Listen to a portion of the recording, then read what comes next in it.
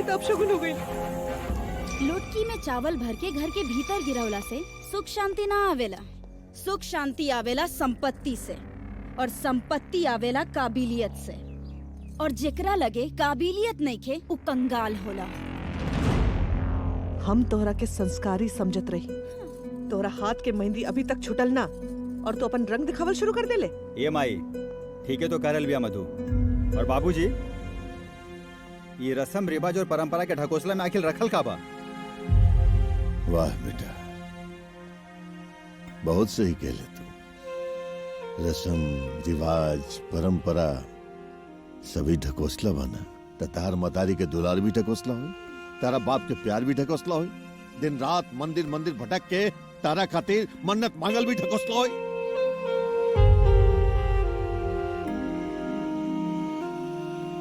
दिन रात तोरा चैन के नींद खातिर हमनी के अपन नींद खराब के भी ढकोसला हो।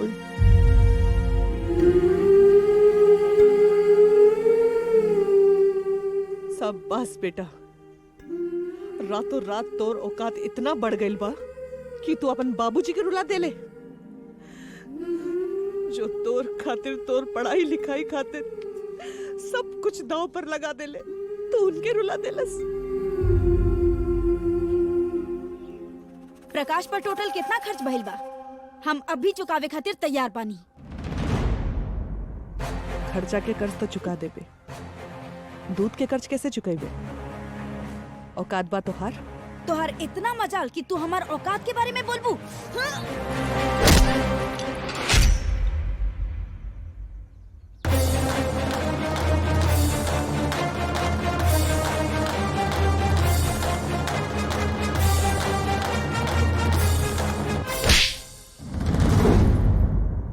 हाथ नीचे रखा, नाता दाया हाथ तोड़ के बाया हाथ में थमा दे। तू क्या हो खेलू हमार घर के मैटर में बोले वाला? हम ई घर के होखे वाली बहू हई।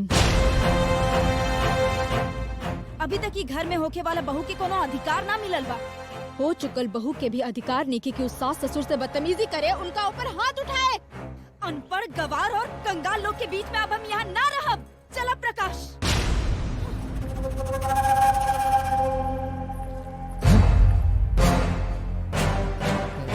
प्रकाश, भाभी कहीं जाता रहा लोग? हमेशा हमेशा के लिए घर छोड़ के जा रहे हैं। का? अब पगलाइल बड़ा का? कुछ भइल का? अरे तू चिंता काहे करता रे? हम बानी ना, बैठ के आराम से बात कर जाई ना। बहुत हो गए प्रेम। जौन घर में हमारी बीवी की इज्जत नहीं खे, वो घर में हम एक पल भी नहीं खे रह सकत। हाँ हाँ तो जो, जल्दी जो। तू ना रह बे तक का भइल? हमनी के आँख के तारा और बुढ़ापे के सहारा हमनी के पास बा। जा जल्दी।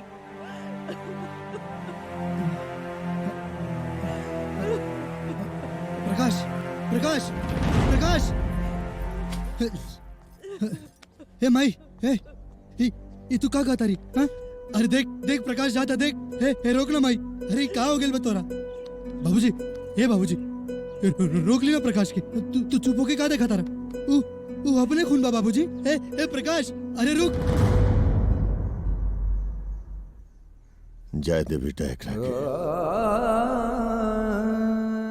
अपन खून में जब परायापन समा जाला,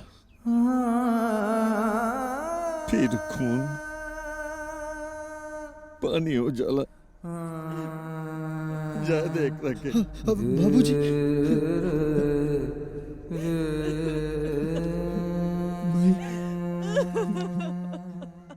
काहे उदास बैठल बड़ा? हमरा माई बाबूजी के याद आ रहा बा। कहीं से रिश्ता जुड़ल और कहीं से रिश्ता टूटल। हमार बदन बहुत टूट रहल बा। का हो गई?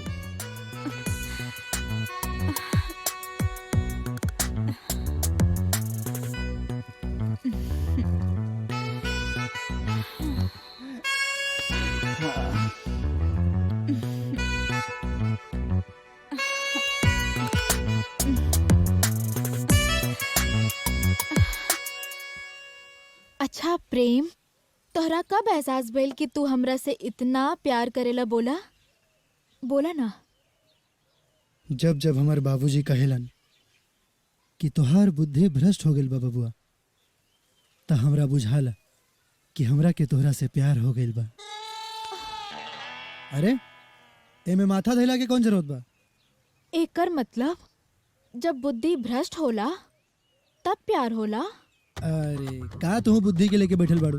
बुद्धि के साइड में करा, प्यार के पकड़ा। एगो बात बतावा, हम्म, बहुत प्यार करेला तू हमरा से?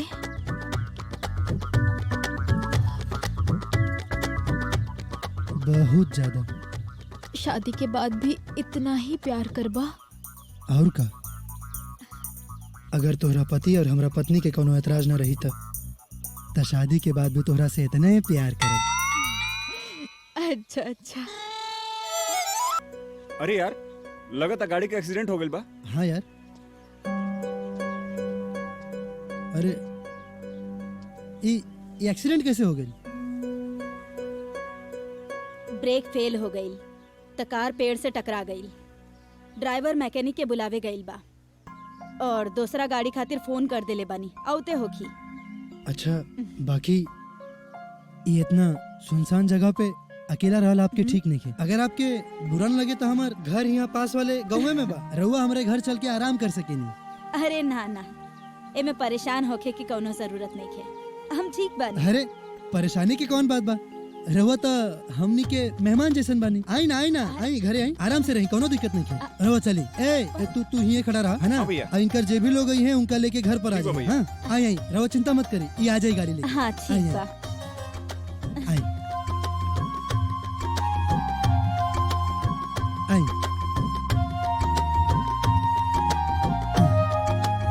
बैठी बैठी। जब तक राहुल गाड़ी आवता तब तक रहुआ आराम से बैठी। ठीक बा। हाँ। अरे राम जी बाबू,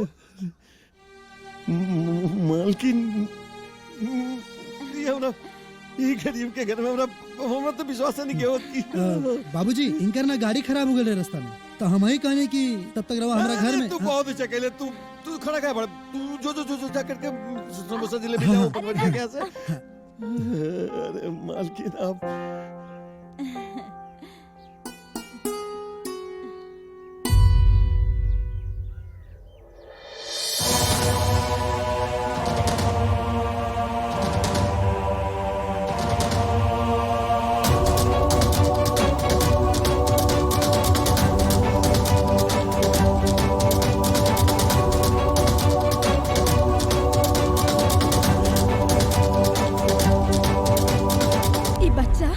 अरे ये हुए है जो आपके यहाँ लेके आयल रहे हमारे बेटा प्रेम।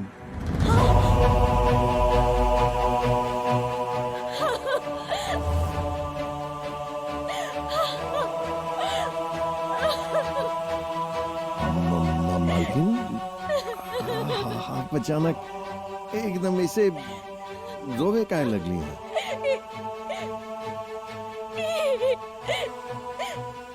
हमार बेटा। और बेटा ई का खाता नहीं।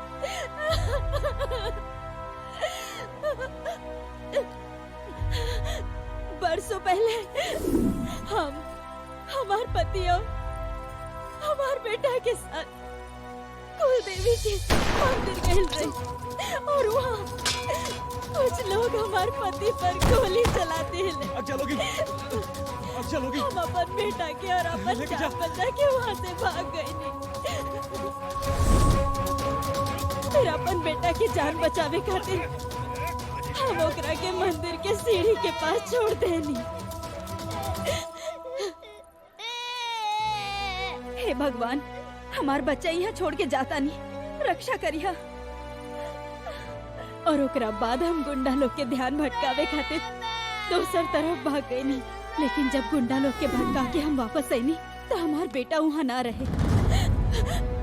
रवा देखने का छोट सा बच्चा रहे यहाँ बैठा। ना देखनी है। दीदी दीदी सुनी, आप बच्चा नहीं देखने का देखा। छोट सा कहा ना नहीं देखा। अच्छा, राजवीर राजवीर राजवीर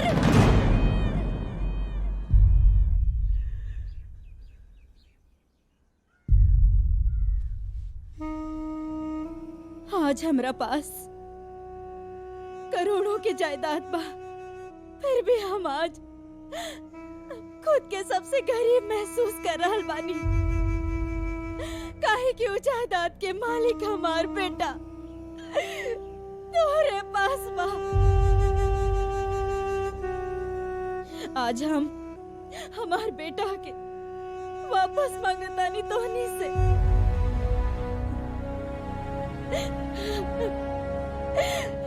हमार बेटा हमरा के दे दा हमरा के। इ नहीं हो सकत, इ नहीं के हो सकत ना।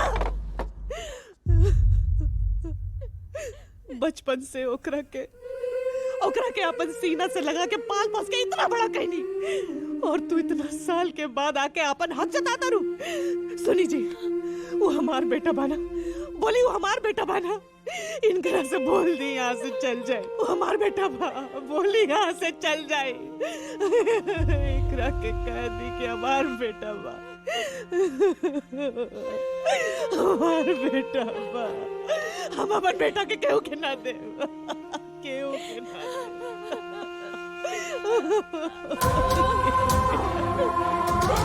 हमार बच्चा हमरा के वापस दे दी। हम सोनी के सामने भीख मांगता, हमार बेटा हमरा के वापस दे दी।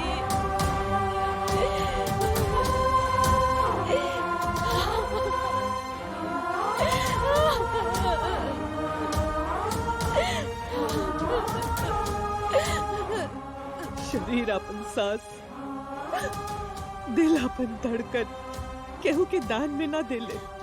माफ कर दी हमरा के। हम रउआ के सामने हाथ जोड़तानी, ऐसे दान मत मांगी जो हम ना दे सके। आप चल जाइए यहाँ से, बोली ना जी। इनका के बोली ना चल जाए। माफ कर दी हमरा, हम अपन बेटा। हम समझ सकतानी कि औलाद से जितना प्यार जन्म देवे वाला के होला, उतना ही प्यार ओकरा से पाले पोसे वाला के भी होला। बाकी तनी ही तो सोची कि गरीबी में रह के का ओकरा के जिंदगी के सब सुख मिल जाए। हमार संगे रही था ओकर पूरा जिंदगी कोनो राजकुमार जैसा ऐशो आराम से गुजरी। हम रउआ लोगन से पूछा तानी कि अपन खुशी खातिर अपन बेटा के सुख छीनल का उचित बा? बोला।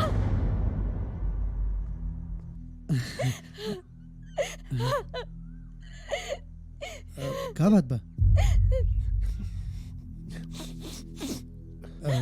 रवा लोग ऐसे रोत काहे बानी? हमार बेटा,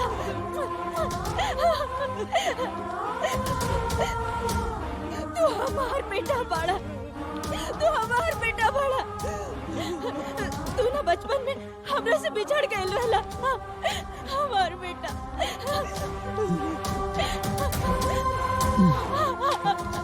बेटा? कैसन बेटा? हम तो रवा के जानतो नहीं की। रवा हमार माई कैसे हो गई नी? हम एकदम सच कहा तानी। यदि विश्वास नहीं के ना, पूछा अपन बाबूजी से, पूछा। बाबूजी?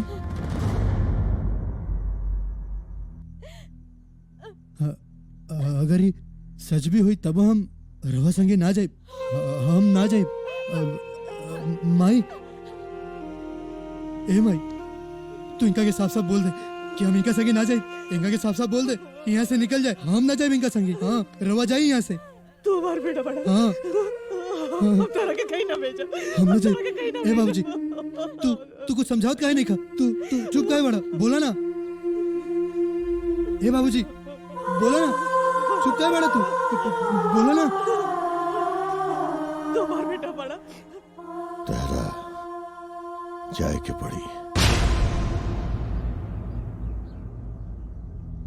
का? ई रवा का कहता नहीं? तू तो हमेशा हमरा के यही कहता रहला ना कि तू अपना से हमरा के कबू अलग ना करवा, तो फिर समझ ले क्यों झूठ रहे। बाकी हम तो सच समझ ले रानी ना। यही हो सच समझ ले कि तारा इनके साथ जाए के पड़ी अभी। अच्छा दिन आ जाए तो तू ना गईले तो जान ले हम ना गए। मारी अब हम ना भागब। मारी बाबूजी, बचपन से लेके आज तक हम तोरा के डंडा देके तोरा के अपना पीछे दौड़ावत रहनी ना। आज जितना मन करे उतना मारी। आज यहाँ से हिलब ना हम, आज ना भागब हम। देख चल जो नरे। ना चाहिए। हमरा गुस्सा न दिला, हम कहता नहीं चल जो। बोल दे रही ना, ना जाए तो ना जाए।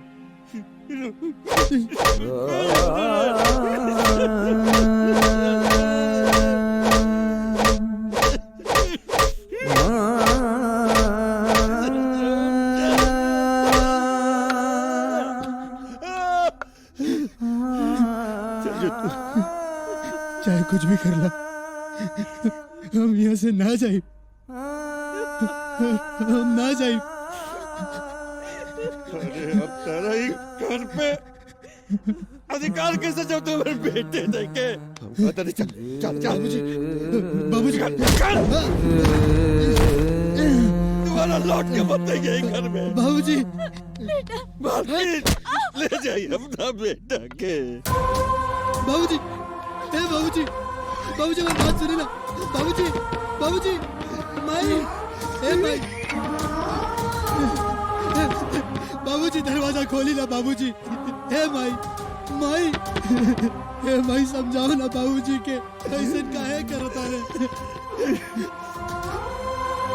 माई, बाबूजी, आज तक हम कोनो भी काम तो उन्हीं के पाँव छुएले बिना नहीं के कैली, तो आज हमके घर से बाहर निकालल जा रहल बा।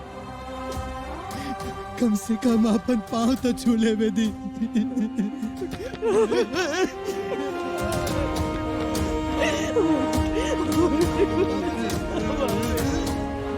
बाबूजी, माई,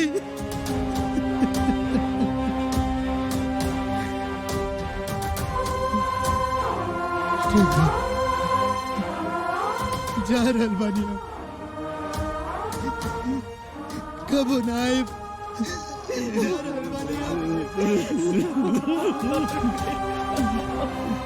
याद रखिए बाबूजी, हम दोबारा ही घर में लौट के कबो ना आइब।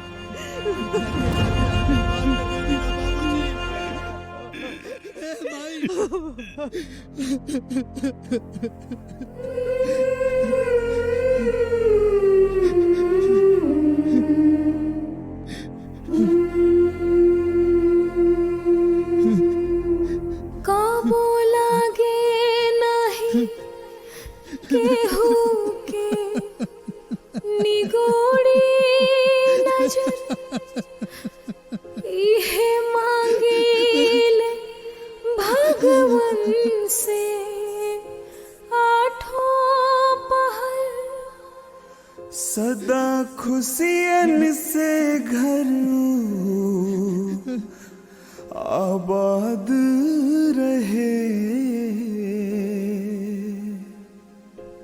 बनल माई बाबूजी के आशीर्वाद रहे। बनल माई बाबूजी के आशीर्वाद रहे।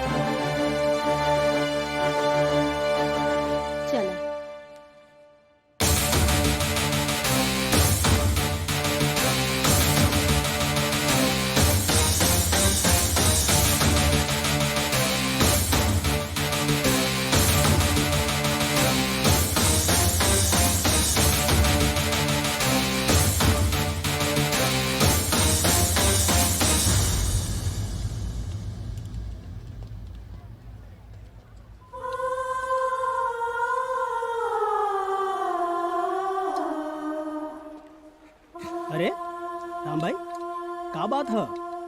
रुआ रुआ काहे बानी? कुछ न रामू, ये हमार खुशी के आंसू है। देख देख उधर अपन बेटा की तरक्की देख के देख हमर कलेजा एकदम चौपन इंच के हो गए। क्या बात है पापा, बहुत टेंशन में लग रहे हैं। अरे बेईमान बाप के शरीफ बेटी, अब तू ही हमार सपना पूरा कर सकेलू। कैसन सपना? जायदाद हड़पे के सपना। ये आप का कह रहल बानी पापा? जोन तू सुन रहल बाड़े। हमके करे के कहो की? पटावे के पड़ी। केकरा? अरे बुढ़िया के। चुप रहे पकलोल। बुढ़िया, आज ही पता चलल बा वसुंधरा के खोवल बेटा मिल गेल हा।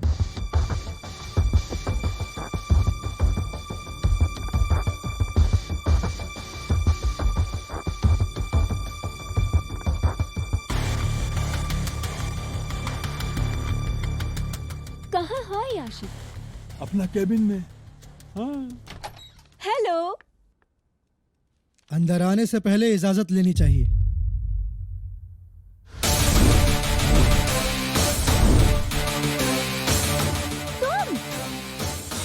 तुम यहाँ कैसे? ये सवाल तो मुझे तुमसे पूछना चाहिए कि तुम यहाँ कैसे।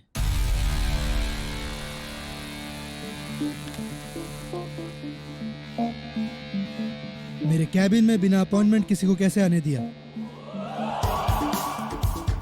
दोबारा ऐसी गलती नहीं होनी चाहिए, ख्याल रहे। देख लूंगी तुम्हें। शौक से। वैसे दरवाजा उधर है।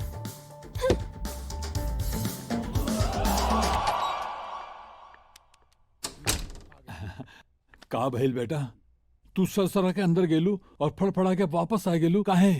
पापा, हाँ। मुझे ना उसका नेचर पसंद नहीं आया, बहुत ही अकड़ू है वो। ए हमर प्यारी भतीजी, जब केहू के किस्मत के सितारा बुलंदी पर होला ना, तो ओकर नेचर ना देखल जाला, ओकर तिजोरी देखल जाला। घी के लड्डू टेढ़े होला। अरे तू चुप रहा।